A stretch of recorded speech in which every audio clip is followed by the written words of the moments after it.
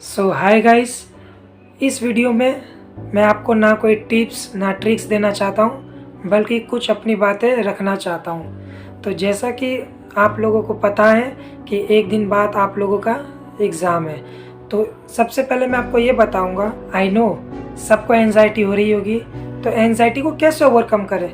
तो देखिए, पहला बात कि एंजाइटी आई नो ज़रूर होती है, सबको होती है, पर एक चीज़ याद रखो, आप एग्ज़ाम लिखने जाओगे तो इससे कोई आपको फ़र्क नहीं पड़ता। आप ये अज्यूम करके चलो, जैसे आपने क्लासेस में टेस्ट वगैरह देते हैं तो आपको डर लगता है, नहीं लगता।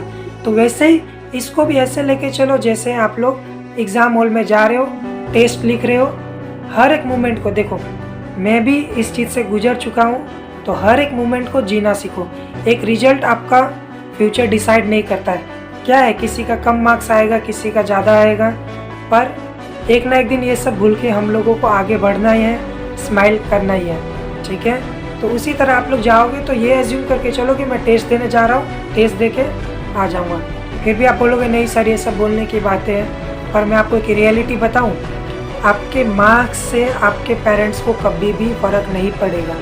क्योंकि एक पेरेंट्स ही ऐसे हैं जिनको कभी भी आपके अप्स एंड डाउन से फ़र्क नहीं पड़ता है। अगर आप ऊँचे मुकाम पे जाते हो, हाँ वो खुश होंगे, वो दुखी भी होंगे, शायद आपसे ज़्यादा दुखी हो, पर वो ये जानते हैं कि ये रिजल्ट मेरे बच्चे का भविष्य कभी भी डिसाइड नहीं कर सकता। आई नो, एक और चीज़ मैं आपसे कहना चाहूँगा, ये रिजल्ट, मार्क्स, यही ऐसा चीज़ है जो आप खुद के बलबूते पे ला सकते हो। कोई आपको दूसरा कभी भी नहीं दे सकता है, तो आपको घबराना नहीं चाहिए। फिर भी हाँ, मैं जानता हूँ एंजाइटी होती है, पर एक और रियलिटी मैं आपको बताता हूँ। आप अगर आपके लाइफ में डाउन मोमेंट भी आता है ना, तो पेरेंट्स हमेशा साथ खड़े रहते हैं। हाँ, ये बात भी मुझे पता है, आपके जन्मदिन पर कोई आपको फ़ोन करे या ना करे, पर रिजल्ट डे वाले दिन सभी रिश्तेदार फ़ोन करते हैं, तो आपको सब चीज़ का डर रहता है। तो देखो गाइस, बात ऐसा है, मेहनत सभी ने की है, आपने भी बहुत मेहनत की है। किसी ने ज़्यादा की है, किसी ने कम की, और किसी ने नहीं भी की है, पर एग्ज़ाम से एक दिन पहले, 2 दिन पहले तो पढ़ते हो ना, पढ़ते हो ना। तो ज़्यादा पैनिक मत लो। देखो, पैनिक लेने से आपका क्या, हमेशा पॉजिटिव रहो। ठीक है, नेगेटिव रहने से क्या होगा, आपका कोई फ़ायदा भी नहीं है। ठीक है, प्लस आपका नुकसान हो रहा है। लेकिन अगर आप पॉजिटिव रहोगे, मानता हूँ आपका फ़ायदा ना हो, पर आपको नुकसान तो नहीं होगा ना। तो हमेशा पॉजिटिव रहो। फिर भी एंजाइटी होती है, डर लगता है, तो मैं रिकमेंड करूँगा आप हनुमान चालीसा करें। हनुमान चालीसा करें, उससे आपके शरीर में अलग ऊर्जा आएगी, आपको अंदर से ताकत मिलेगा। और एग्ज़ाम हॉल में जब भी बैठो तो आप ये मान के चलो कि आप टेस्ट लिख रहे हो, ना कि एग्ज़ाम। एकदम शांत दिमाग से जैसे ही क्वेश्चन पेपर मिले आपको, हाथ जोड़ो, अपने माता पिता को याद करो, अपने भगवान को याद करो, या अपने जिस भी भगवान को आप मानते हो उनको याद करो, और एकदम आराम से लिखो। अगर मान लो कल को कोई पेपर बिगड़ जाए, आप उससे सेटिस्फाई ना हो, टेंशन मत लो। टेंशन लेने से कुछ नहीं होने वाला है। तो टेंशन ऐसी चीज़ है ना, कभी भी अपने ऊपर हावी ना होने दे उसको, उससे आपका नुकसान ही होगा। क्या है, क्या रिजल्ट, अब आपका मार्क्स, कम मार्क्स आपका फ्यूचर डिसाइड करेगा क्या? अगर कम मार्क्स फ्यूचर डिसाइड करता तो आज वो लोग को देखो जो बड़े बड़े मुकाम में है, वो लोग पढ़ लिख के कुछ नहीं किए। आपके अंदर टैलेंट होना ज़रूरी है, ये भी फैक्ट है, मैं जानता हूँ, मार्क्स भी होना ज़रूरी है। पर अगर पेपर ख़राब हो तो कभी भी स्ट्रेस मत लो, आगे के लिए अच्छे से एकदम प्रिपेयर करो।